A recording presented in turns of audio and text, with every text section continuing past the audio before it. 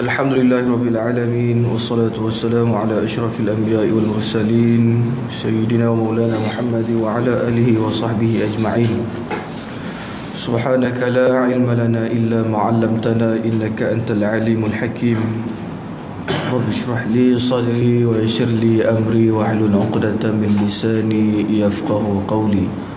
Wala hawla wala quwwata illa billahil aliyyil azim.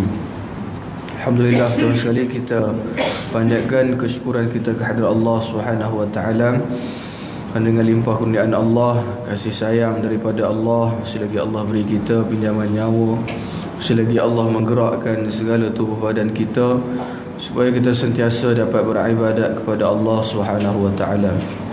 Insya-Allah kita sambung semula pengajian kitab Kiamat Hampir Tiba pada muka surat yang ke berapa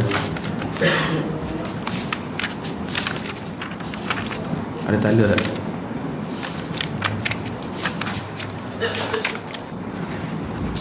Ni ke 41 ke? Ni 41. Yang ke muka surat 41. Yang kelima tu, qala musannif rahimahullahu taala, kata pengarang, tempat tinggalnya sekarang, tempat tinggalnya Dajjal. Menurut riwayat yang sahih yang disebut dalam kitab Sahih Muslim, bahawa Dajjal itu sudah wujud sejak beberapa lama. Ia dirantai di sebuah pulau dan ditunggu oleh seekor binatang yang bernama Al-Jassasah. Marilah kita ikuti hadis yang menerangkan keadaan ini. Dia nak bagi tahu pada kita bahawasanya Dajjal tu telah pun wujud. Ada dah, Dajjal ni ada sejak dulu lagi. Ada berpendapat mengatakan Dajjal ni ada sejak pada zaman Nabi Sulaiman alaihi salam. Mari kita baca sama-sama hadis dia, agak panjang.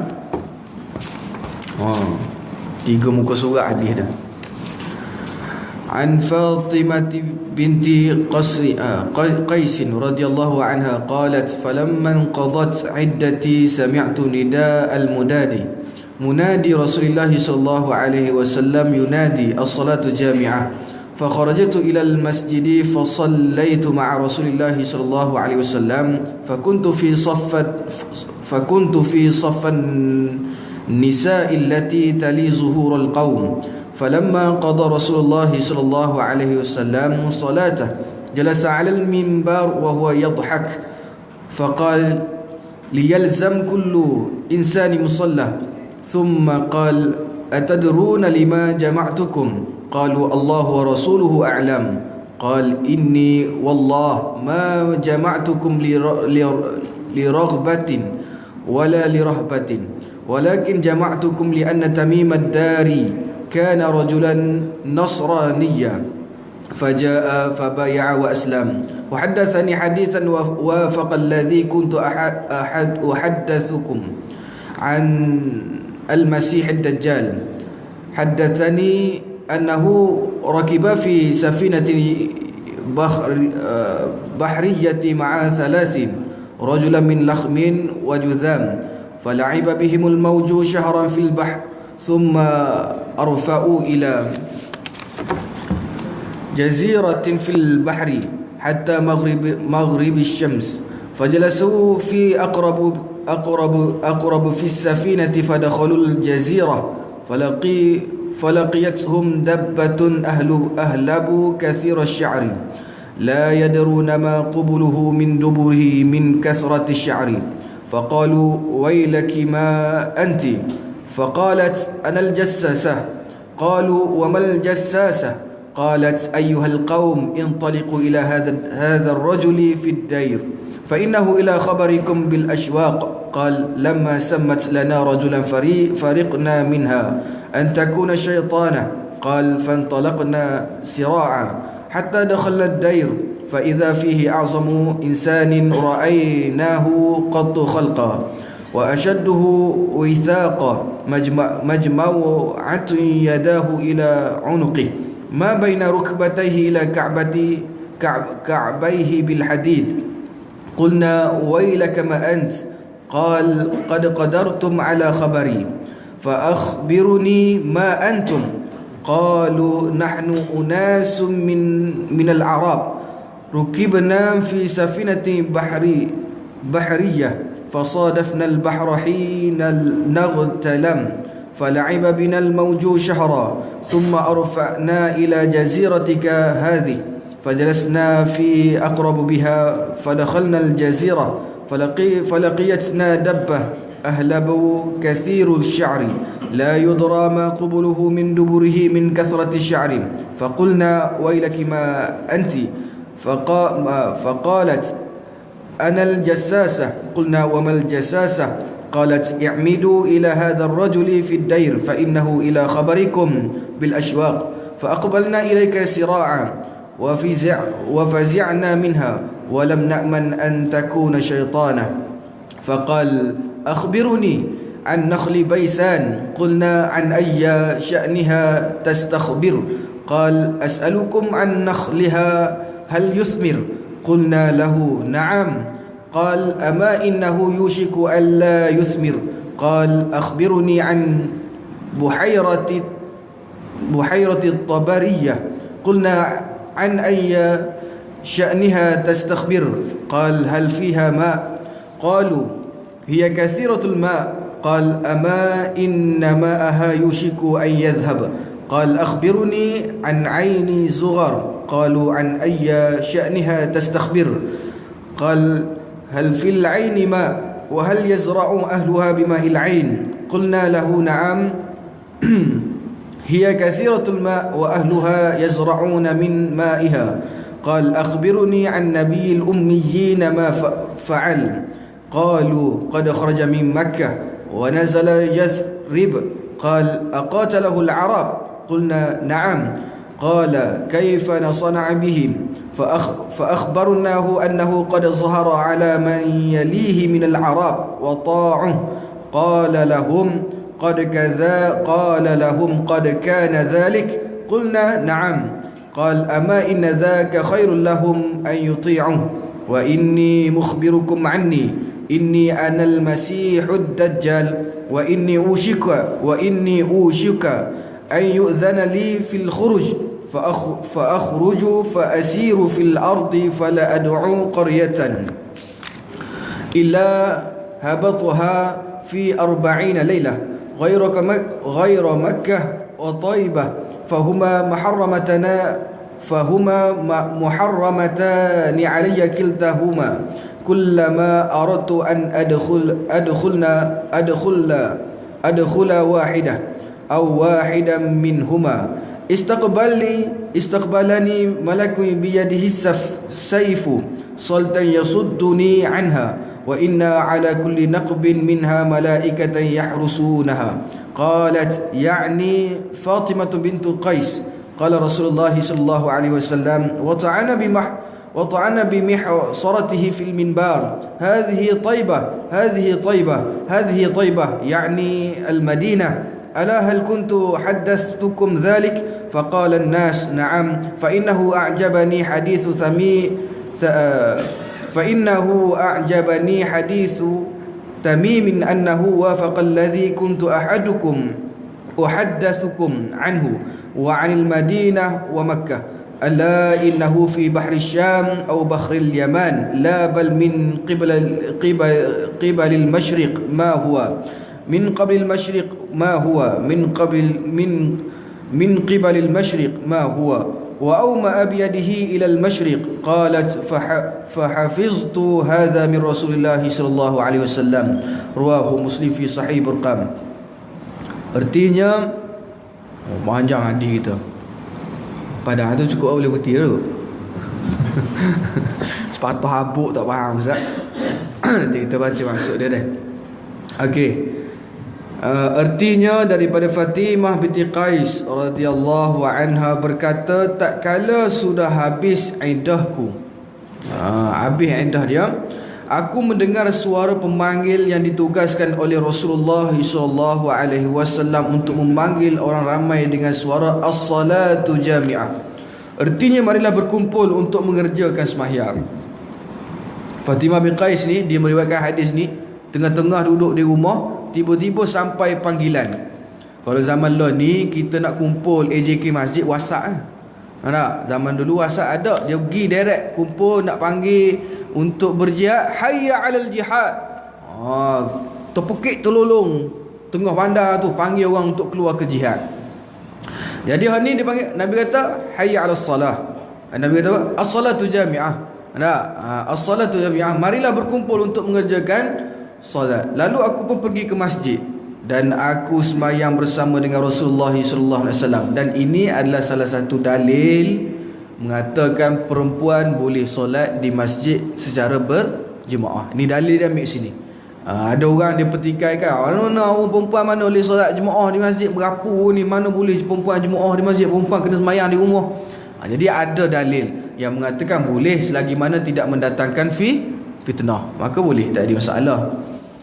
Kemudian dan berada di saf para wanita. Dia duduk saf para wanita lah, sebab dia wanita sungguh. Sebab dia wanita sungguh, dia duduk saf wanita. Ada hak tu sekor tu jantan, tapi duduk saf wanita tu masalah. Dan aku duduk berhampiran dengan bahagian belakang para makmum laki-laki. Mana paling dekat lah, kata saf perempuan tapi paling depan. Manakala selesai Rasulullah SAW dari sembahyang, baginda terus naik ke atas mimbar. Nabi tu naik atas mimbar sambil tertawa dan seraya berkata, Nabi gelak, kemudian Nabi berkata, hendaklah masing-masing kamu duduk di tempat sembahyangnya. Hendaklah kamu semua duduk di tempat sembahyang, jangan bangun. Nabi naik atas mimbar kan, Nabi kata jemaah jangan bangun, Nabi kata duduk belakang. Duduk tempat masing-masing. Kemudian baginda bersabda, tahukah kamu kenapa kamu semua aku kumpulkan? Mu nak tahu tak sebab apa aku kumpulkan semua ni? Sahabat menjawab, Allah dan Rasulnya yang lebih mengetahui. Itu memang sahabat punya kata-kata, itulah yang paling famous. Sesungguhnya Allah dan Rasul lebih mengetahui. Kami tak tahu apa-apa. Empat rendahnya diri para sahabat pada Nabi Muhammad SAW. Kemudian baginda lalu baginda bersabda, sesungguhnya demi Allah, aku tidak mengumpulkan kamu kerana mengharap sesuatu atau takut kepada sesuatu. Aku kumpulkan kamu semua ni bukan kerana aku harapkan pada kamu sesuatu, dan tidak pula aku takut kepada sesuatu, tetapi aku mengumpulkan kamu kerana Tamim Ad-Dari. Tamim Ad-Dari adalah seorang sahabat Nabi, adalah berasal dari seorang Kristian. Lalu ia datang menemui aku dan menyatakan keislamannya. Dulu dia kafir, dia Kristian, pegang pada agama Kristian, tapi dia datang pada Nabi, lalu dia menyatakan keislaman dia. Dia mengatakan aku nak masuk Islam. Dia menyatakan keislaman dia. Lalu ia datang menemui aku dan menyatakan keislamannya dan telah berjanji taat setia kepadaku. Dipanggil bai'ah. Itu sebab Allah sebut dalam Quran, innal ladzina yubayyi'unaka innama yubayyi'una Allah. Sesungguhnya orang yang berbaiat kepada engkau hai Muhammad, sebenarnya mereka bukanlah berbaiat pada Nabi. Pada zahirnya berbaiat pada Nabi, tapi sebenarnya yubayyi'una Allah. Sebenarnya mereka berbaiat kepada Allah. Itu baiat ni, orang baiat pada Nabi menyatakan keislaman, menyatakan menyokong Nabi. Maka sebenarnya bukanlah mereka berbaiat pada Nabi. Pada zahirnya baiat pada Nabi, tapi sebenarnya mereka berbaiat pada Allah. Bukan dalam surah apa lupa, surah Al-Fat. Dan beliau juga telah bercerita kepadaku akan suatu cerita yang sesuai dengan apa yang pernah aku ceritakan kepada kamu berkenaan dengan Al-Masih Ad-Dajjal. Al-Masih Ad-Dajjal, dia datang jumpa Nabi dan dia berkata kepada Nabi, cerita pasal Dajjal ni. Maka Nabi kata, apa yang dia cerita ni sama seperti mana Allah ilhamkan pada Nabi Muhammad sallallahu alaihi wasallam. Sama je seperti mana Allah ilhamkan kepada Nabi. Sama juga kita tak boleh kata, kenapa Allah tak bagi Nabi dia jumpa Dajjal? Kenapa kita ada orang lain yang lebih tahu daripada Nabi? Kalau tuan-tuan tengok balik kisah azan dikumandangkan, ketika para sahabat berkumpul di Madinah, Nabi panggil buat meeting, buat mesyuarat, buat muzakarah. Lalu ditanya pada sahabat, siapakah yang nak bagi pandangan macam mana kita nak panggil orang semayang? Maka ada sahabat angkat tangan, ya Rasulullah, apa kata kita bakar bara api bagi tinggi? Bakar bagi tinggi, bila orang tengok, tu masuk semayang lah tu. Tapi Nabi tolak pandangan ni. Kemudian ada pula di antara sahabat kata, ya Rasulullah, apa kata kita ketuk gendang? Ketuk gendang, dong dong dong, macam kita masa dulu sebelum ada mikrofon, kita ketuk gendang kok. Tapi kita azan ketuk gendang tu nak bagi tahu je, takut azan tak sampai rumah orang, gendang tu sampai. Nah, bukanlah makna kita nak ikut orang kafir dak. Jangan salah faham, ada orang kata ini nak ikut orang kafir, gendang ni dah. Sebenarnya kita pakai benda tu untuk bagi tahu dah masuk waktu dan kita ada azan. Ni sebelum ada lagi kalimah-kalimah azan. Lalu ada kata kita ketuk gendang, ya Rasulullah. Lepas tu kemudian ada yang kata, apa kata Rasulullah, setiap waktu 2 jam sebelum kita pergi rumah, setiap rumah sahabat ni kita bagi tahu pada dia solat nak masuk waktu sekian.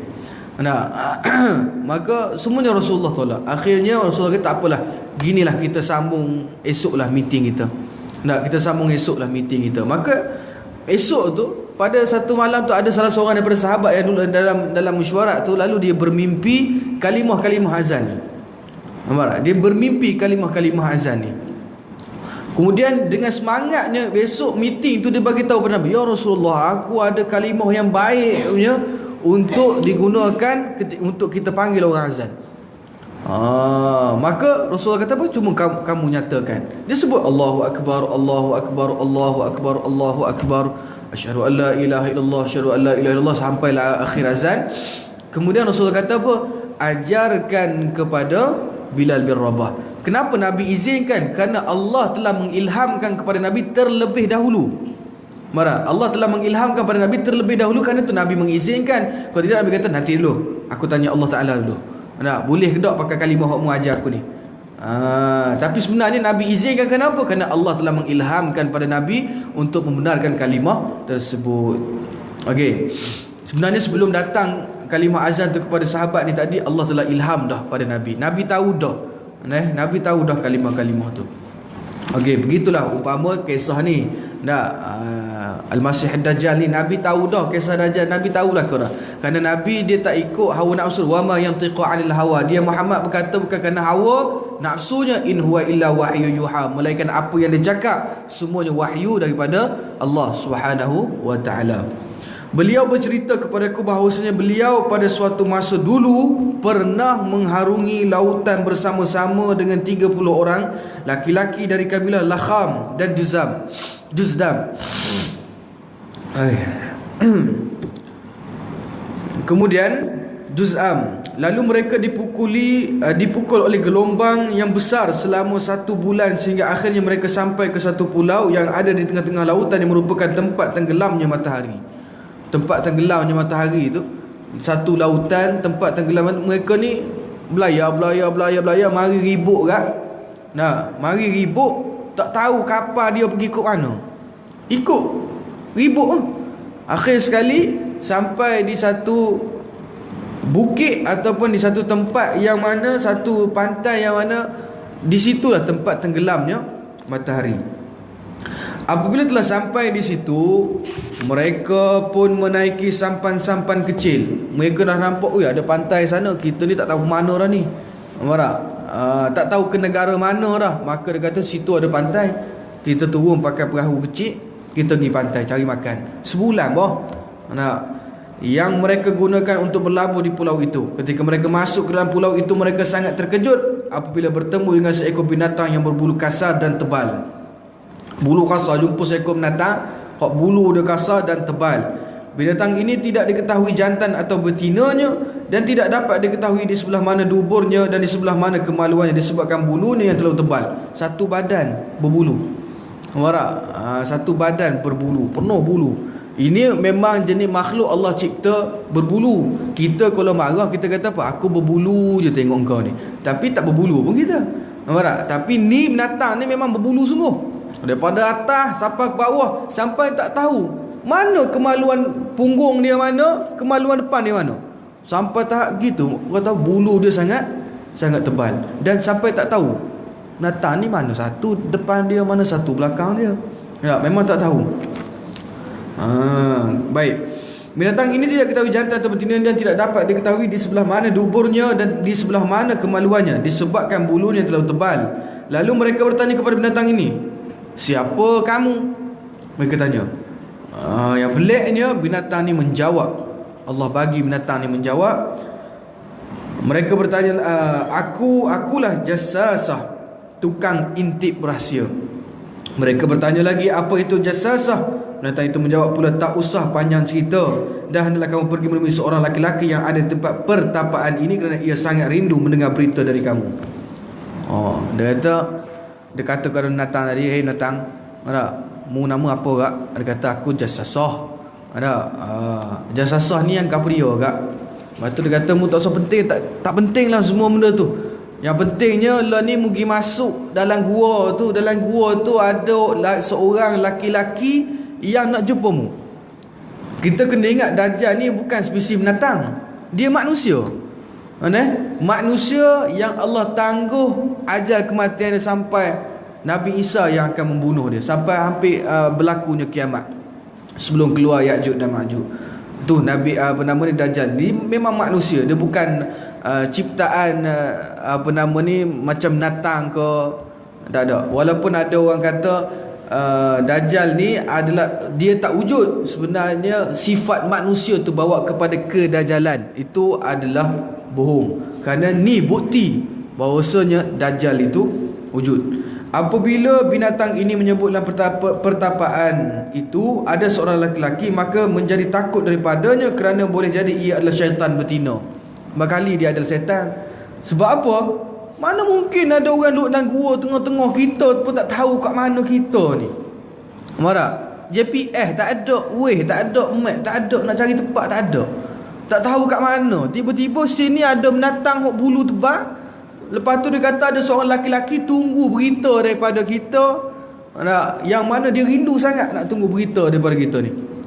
Oleh sebab itu dia kata ni kemungkinan adalah syaitan betina. Seterusnya kami cepat-cepat masuk ke dalam pertapaan itu. Dia masuklah gua tu.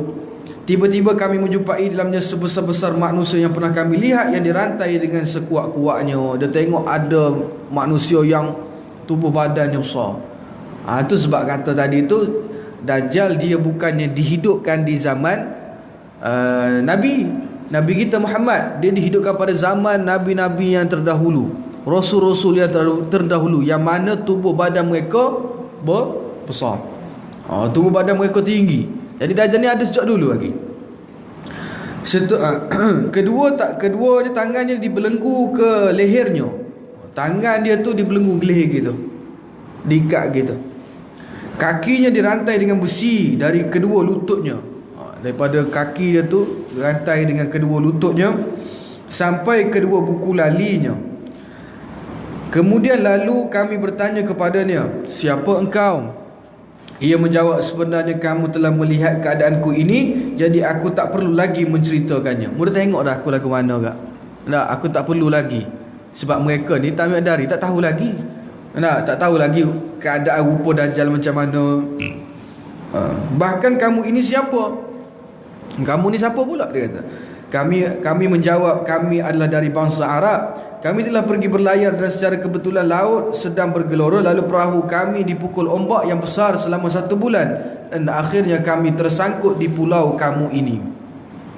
Lalu kami menaiki sampan-sampan dan kami pun dapat memijakkan kaki di pulau ini. Kami sangat terkejut apabila kami temui oleh seekor binatang yang berbulu tebal, yang tidak dapat diketahui kemaluannya dari duburnya disebabkan bulu yang terlalu tebal itu. Dia bagi tahu pada Dajjal lah, dia maklum kepada Dajjal. Apabila kami bertanya kepadanya, siapa engkau? Ia menjawab, aku adalah jassasah, mata-mata. Kami bertanya lagi, mata-mata apa itu? Ia menjawab, sudahlah, pergilah kamu menemui seorang laki-laki yang ada dalam pertapaan ini, kerana ia sangat merindukan berita daripada kamu. Mendengar perkataan tadi, kami merasa takut daripadanya, dan kami pun bersegera datang menemui engkau. Dia kata, kami pun cepat-cepat lagi jumpamu. Kami tak tahu apakah ia itu seorang syaitan betina. Kata kemungkinan tadi, yang tu tadi syaitan betina ke? Takut setelah mendengar perkataan kami tadi, lelaki yang dirantai itu lalu bertanya, cuba ceritakan, akhbirni, cuba ceritakan kepada aku bagaimana kebun kurma di Baisan. Kami menjawab, dari sudut apa yang mahu kamu tanyakan. Daripada sudut apa yang mahu nak tanya? Pohon kurma di Baisan tu, apa yang mahu nak tanya pasal tu? Lelaki itu menjawab, berkata, aku bertanya apakah ia masih berbuah. Adakah dia masih berbuah? Kami menjawab, ya, ia masih berbuah. Lalu ia berkata, sesungguhnya hampir ia tidak akan berbuah lagi. Satu saat nanti buah kurma di Baisan tidak akan berbuah lagi. Kalau sekarang ni, kalau tuan-tuan tengok pun, di Baisan tu memang pohon kurma dia banyak jadi mati. Ada lagi yang berbuah, tapi banyaknya pokok kurma tu mati. Ini salah satu tanda-tanda nak tubik Dajjal ni.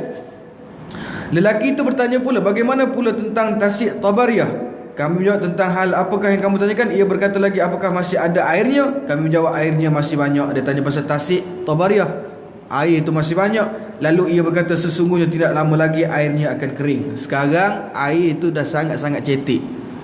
Air di tasik Tabariyah ni, dia punya air dia sangat-sangat cetek dah sekarang.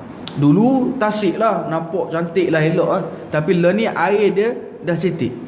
Satu saat esok akan kering ketika itu keluar dari Dajjal. Tasik Tabariyah ni tuan-tuan tahu tak? Dia menjadi satu bekalan kepada orang di situ. Tu Tasik Tabariyah menjadi air bekalan mereka. Israel duk ambil belaka tu, air di situ. Tapi bila kering esok masa tu keluar Dajjal, dia bagi air. Itu dia punya fitnah yang dia bawa tu. Bila keluar esok Dajjal, siapa nak air? Jumpa dengan dia. Air tu esok akan jadi kering. Makna manusia tiga tu akan kehilangan air. Tak ada, air tu akan jadi kering. Sekarang ni air tu tinggal sikit lah. Kemudian ia bertanya pula, bagaimana pula dengan mata air Zughar? Kami menjawab tentang keadaan yang mana kamu tanyakan. Ia berkata lagi, apakah masih ada airnya? Dan apakah penduduk di sekeliling masih menggunakan mata air itu untuk tanaman mereka? Kami menjawab, ya, masih lagi orang guna. Airnya masih banyak dan penghuni di sekelilingnya masih menggunakan mata airnya itu untuk tanaman mereka. Kemudian ia bertanya lagi, dia tanya lagi, bagaimanakah Nabi orang-orang ummiyin? Maksudnya Nabi orang-orang Arab, iaitu Nabi Muhammad sallallahu alaihi wasallam. Apakah yang dikerjakannya? Dia tanya, tubik dah ke Nabi akhir zaman tu? Maka dia kata tubik dah lah. Kami menjawab, ia telah lahir di Mekah dan telah berhijrah ke negeri Yasrib, iaitu Madinah. Ia bertanya pula, apakah orang-orang Arab memeranginya? Kami menjawab, ya, mereka memeranginya. Mana Dajjal tahu dah. Mana Dajjal tahu dah benda ni. Ia bertanya lagi terus, bagaimana perlakuannya terhadap mereka? Kami jawab, ia telah banyak memperolehi kemenangan terhadap mereka. Banyak Nabi memang banyak perolehi kemenangan. Di Madinah Nabi peroleh, di Mekah balik Nabi dapat takluk balik Mekah. Bahkan mereka hampir semua orang Arab yang ada di sekelilingnya telah mengikutinya, telah ikut ajaran Nabi Muhammad sallallahu alaihi wasallam. Ia bertanya pula, sungguhkah itu terjadi? Dia kata, sungguh ke? Jadi sungguh benda tu? Dia dapat takluk Mekah balik, ramai pengikut dia, sungguh ke jadi benda tu? Maka kami menjawab, ya, sungguh itu telah terjadi. Ia berkata pula, kalau mereka mengikutinya, maka itulah yang terlebih baik. Dajjal sendiri royak. Marah. Kalau siapa ikut Nabi, hak tu lah terlebih baik. Dah kalau mu tak mau ikut Nabi, mu nak ikut marifat. Marah. Kacau. Nak ikut marifat tak semayang, kacau mu. Ikut Nabi. Dia kata, siapa ikut Nabi tu lah lebih. Maka sekarang ini aku mahu khabarkan kepada kamu siapa sebenarnya aku. Dia kata, lah ni aku nak oyak kamu, aku ni siapa? Aku adalah Al-Masih Ad-Dajjal. Aku adalah Dajjal. Dajjal mengaku diri dia Dajjal. Tapi kecek arak lah, supaya tak adil lah. Dia tak ada kecek bunyi Kelantan dah. Dia bunyi kot arak. Kita terjemah bunyi Kelantan. Jangan kata, Ustaz, Dajjal kecek Kelantan juga. Tak tahulah. Esok takut dia mari Malaysia, dia mari Kedah, dia kecek Kedah. Mana kita tahu? Dia mari Kelantan, dia kecek Kelantan. Pergi Negeri Sembilan, dia kecek Negeri Sembilan. Mana kita tahu? Kelebihan dia bawa fitnah yang luar biasa. Mana? Orang kecek marifat pun kita, wow, hebatnya. Tiba-tiba ada orang boleh kecek semua bahasa. Lagi kita rasa hebat. Rasanya sudah hampir diizinkan aku akan keluar. Dia kata, rasanya aku tak lama lagi nak keluar. Bila aku keluar, aku akan berjalan ke semua permukaan bumi, sehingga tiada ada sebuah kampung jua pun kecuali aku akan datangi, dia kata. Tak ada satu tempat pun yang akan aku tak datang. Semua aku pergi. Tak ada satu tempat pun aku tak pergi. Berhati-hati ni Taman Sejahtera ni mari ni. Iaitu dalam tempoh 40 hari. Dalam masa 40 hari, aku akan datangi seluruh kampung. Negara mana, negeri mana, daerah mana, kampung mana, aku pergi belaka. Selain daripada Mekah dan Taibah, maka aku ditegah dari memasuki kedua-duanya. Aku tak boleh masuk Mekah, aku tak boleh masuk Madinah. Tu sebab salah satu peristiwa Dajjal ni besok, dia nak panggil orang munafik keluar daripada Madinah. Dia hentakkan kaki dia 3 kali. Bila hentakan kaki Dajjal tu 3 kali, membuatkan orang rasa, apa benda tu, apa benda tu. Semua pakak. 3 tu orang yang beriman pada Allah, mereka tak akan keluar daripada Madinah. Kerana masa tu fitnah tu dah sungguh dahsyat sangat dah. Jadi orang yang beriman pada Allah tak akan keluar daripada Madinah. Tetapi orang munafik, orang fasik, mereka akan keluar. Tengok apa dia. Bila mereka tengok, mereka melihat Dajjal, lalu Dajjal dia berikan segala-galanya kepada mereka dan tunjukkan kelebihan dia boleh menghidup dan mematikan seseorang, yang membuatkan orang tersebut, orang yang berada di Madinah, akan terikut Dajjal. Ya, sedangkan yang dia hidupkan tu bukanlah, kalau dia kata, mak ayahmu mati dah, mati dah, aku hidup semula. Dia bagi hidup balik mak ayah kita yang telah mati. Lalu kita tengok, wow, hebatnya, dahsyatnya, boleh hidup mak ayah kita mati, siap boleh panggil kita, abang mari kat mak. Nak dia siap boleh ajak kita mari, mak kita yang dah mati hidup balik. Sebenarnya bukan mak kita, bukan roh mak kita, tapi adalah syaitan yang menjelmakan diri ni sebagai mak kita. Oleh sebab tu, jangan kita tergoda dengan fitnah Dajjal ni. Tapi beruntunglah bagi siapa yang berada di Mekah dan Madinah ketika keluarnya Dajjal. Sebab Dajjal memang tak boleh masuk. Malaikat menjaga tanah-tanah haram ni. Kalau dia masuk, dia boleh nyakit kan? Tuh, nyakit. Boleh nyakit ni, dia cari penyakit kalau dia masuk.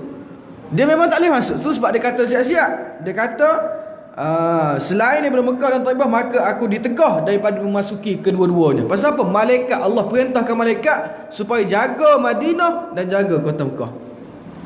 Bila aku cuba hendak masuk ke dalam hendak masuk ke salah satu antara 2 kota ini, aku akan dihalang oleh para malaikat dengan pedang yang terhurus. Mana cari nyakit kan? Kalau aku masuk juga, aku cari nyakit baik, aku tak payah masuk. Mati aku payah pula. Mereka mengawal kedua-dua kota itu daripadaku, dan sesungguhnya pada setiap bahagiannya ada malaikat yang menjaganya. Aku tak boleh nak masuk kot mana pun tak boleh. Gi kot ni ada malaikat jaga, gi masuk kot nu malaikat jaga. Nak rasuah malaikat dah boleh. Manusia kita boleh rasuah. Alah ejah sikit. Aku bagilah mu lebih sikit. Dah boleh.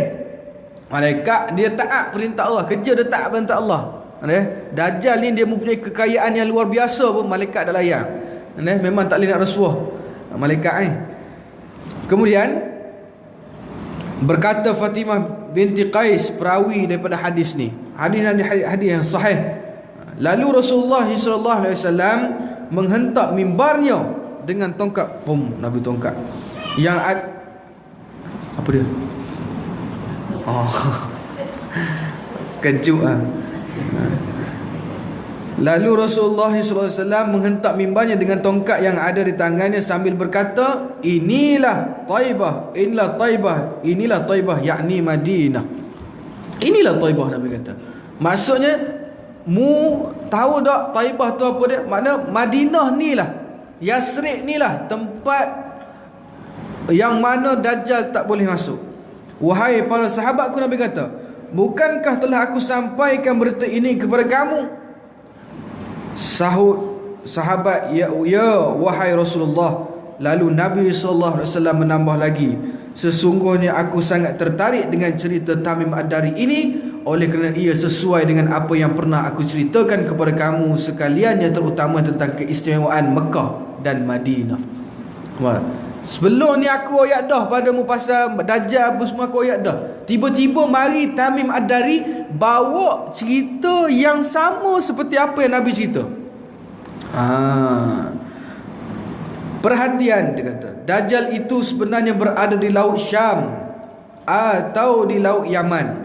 Sesungguhnya ia berada di arah timur, sesungguhnya ia berada di arah timur, sesungguhnya ia berada di arah timur. Sambil baginda mengisyaratkan tangannya ke arah timur, kata Fatimah, maka itulah yang aku hafal dari Rasulullah sallallahu alaihi wasallam.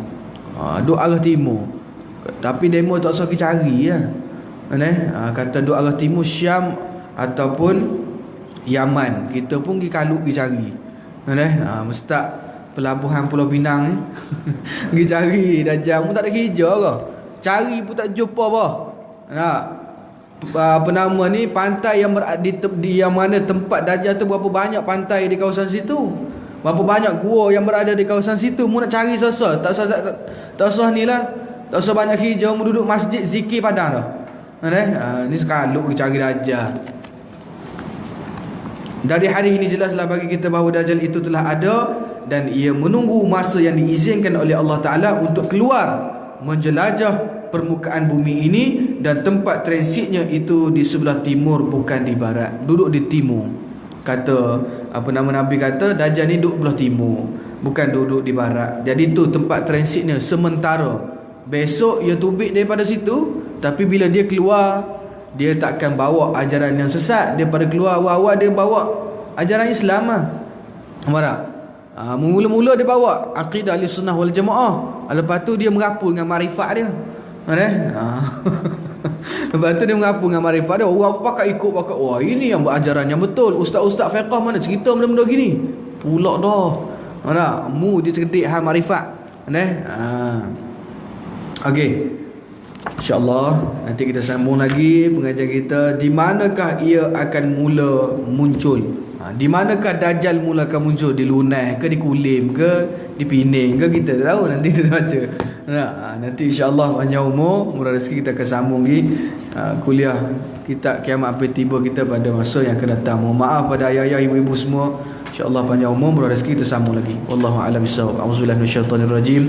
Bismillahirrahmanirrahim. Alhamdulillahirabbil alamin, wassalatu wassalamu ala asyrafil anbiya wal mursalin wa ala alihi wa sahbihi ajma'in. Allahumma arinal haqqa haqqan warzuqna ittiba'ah وأرنا الباطل باطلا وارزقنا اجتنابه ربنا افتح بيننا وبين قومنا بالحق وأنت خير الفاتحين ربنا آتنا في الدنيا حسنة وفي الآخرة حسنة وقنا عذاب النار وصلى الله على سيدنا محمد وعلى آله وصحبه وبارك وسلم والحمد لله رب العالمين. السلام عليكم ورحمة الله وبركاته.